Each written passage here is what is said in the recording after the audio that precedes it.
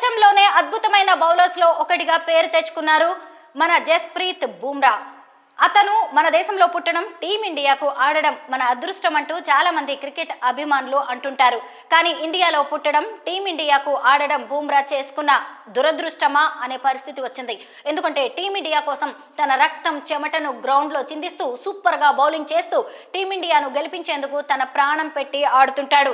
తన అద్భుతమైన బౌలింగ్తో ఎన్నో మ్యాచ్ల్లో టీమిండియాను గెలిపించాడు. అలాంటి ఆటగాడి వ్యక్తిగత జీవితం గురించి ఓ అర్థం పర్థం లేని హేయమైన ప్రచారం ఒకటి జోరుగా సాగుతోంది. అదేంటో తెలిస్తే చీ, మనం ఇంత దారుణంగా సిగ్గు మరిచి దిగజారామా అని అనిపించక మానదు. ఇంతకీ బుమ్రా గురించి సోషల్ మీడియాలో ఉన్న ప్రచారం ఏంటో ఇప్పుడు చూద్దాం. ఇటీవల ఆస్ట్రేలియాతో ముగిసిన బోర్డర్ గవాస్కర్ ట్రోఫీలో బుమ్రా గాయపడిన విషయం తెలిసిందే. కీలకమైన సిడ్నీ టెస్ట్ మధ్యలోనే వెన్ను నొప్పితో మైదానం వీడాడు. బీసీసీఐ మెడికల్ టీం వెంటనే అతన్ని స్కానింగ్ కోసం ఆసుపత్రికి తరలించింది. తిరిగొచ్చిన బుమ్రా ఈ మ్యాచ్ లో కేవలం బ్యాటింగ్ మాత్రమే చేశాడు. బౌలింగ్, ఫీల్డింగ్ చేయలేదు. అయితే అతని గాయానికి సంబంధించిన విషయాన్ని బీసీసీఐ గోప్యంగా ఉంచింది. బుమ్రా సైతం తన గాయం గురించి క్లారిటీ ఇవ్వలేదు. వెన్ను భాగంలో అసౌకర్యంగా అనిపించడంతోనే మైదానం వీడినట్టు మాత్రమే చెప్పాడు. దాంతో అతని గాయంపై అనేక సందేహాలు వ్యక్తమవుతున్నాయి. మరోవైపు ఛాంపియన్స్ ట్రోఫీ 2025 కోసం ప్రకటించాల్సిన భారత జట్టును బీసీసీఐ ఇంకా ప్రకటించలేదు.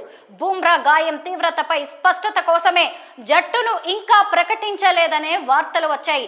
అతని గాయం తీవ్రతను తెలుసుకునేందుకు మరింత సమయం పట్టనుందని, ప్రస్తుతం బుమ్రా వీపుపై వాపు ఉందని, అది తగ్గిన తర్వాతే గాయం నుంచి కోలుకునే ప్రక్రియ మొదలు పెట్టనున్నట్టు వార్తలు వచ్చాయి. వీపుపై వాపు రావడంతో బుమ్రాను బెస్ట్ రెస్ట్ తీసుకోవాలని వైద్యులు సూచించినట్టు కూడా వార్తలు వచ్చాయి. అయితే ఈ వార్తల నేపథ్యంలో బుమ్రా వీపుపై వాపు రావడానికి శృంగారమే కారణమా అనే చర్చ సోషల్ మీడియా వేదికగా జోరుగా సాగుతోంది.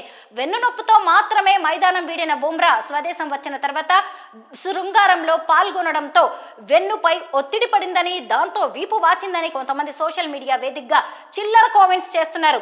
ఏ మాత్రం హేతుబద్ధత లేకుండా, ఒక అధికారిక రిపోర్టు లేకుండా ఇలాంటి చర్యలు మొదలవడం చూస్తుంటే ఇంత దిగజారిపోయామా అని అసహ్యమేస్తోందని క్రికెట్ ఫ్యాన్స్ అంటున్నారు.